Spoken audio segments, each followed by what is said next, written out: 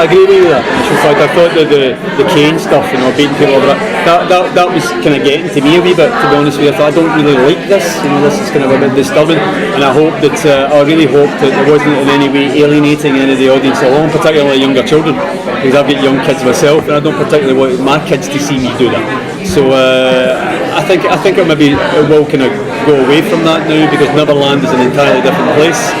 But what I can tell you, of course, is Gold at the end of episode 22, season 2, he seems to be saying, right, we're together, let's go and find this kid. That ain't going to last. That lasts about maybe 2.5 minutes of season 3, when he tells you, well, I didn't actually say that. I had to go back and look at 22 and go, actually, he didn't actually say that. So he's on his own at the beginning of season 3. He's on his own mission now.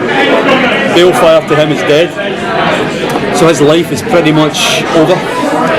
The only thing he can do to in any way honour his son's memory is to find his son, even though he's been told with the prophecy many hundreds of years ago that boy is going to be his undoing.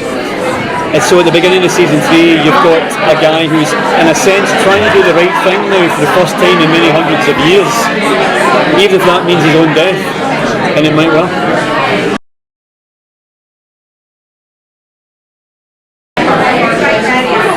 That's an interesting question, because one thing I can tell you without giving the game away too much is that Rumpelstiltskin and Belle will meet in season 3 and in Neverland, but it may not be in the fashion that you think. In typical Once Upon a Time. It's like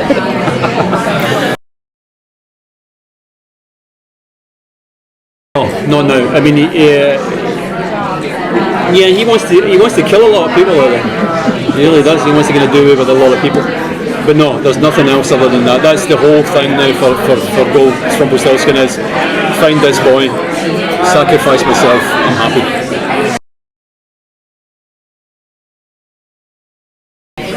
I love it, personally. I think it's great. I mean, from an actor's perspective, it's wonderful to play that. To have so many different kind of conflicting, emotions and opinions. And one of the things I think that's one of the things that makes Rumple so interesting is he is quite real. I think probably the realest of the characters, because maybe not so obviously dynamically, but people are conflicted. I am, I'm sure we are. We've all conflicted opinions and thoughts at times in our life. He just voices them, He's a very, very normal, kind of ordinary kind of man in many, many ways. Even though he's fantastic, he's magic and all these things, the core of him is conflicted.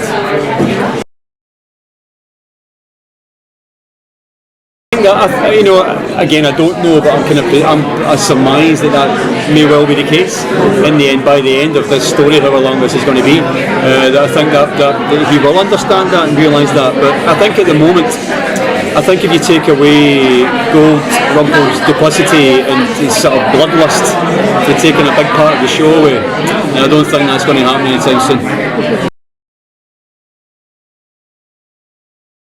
That's a good question, actually. I really don't know. I genuinely don't know what I would like to see him.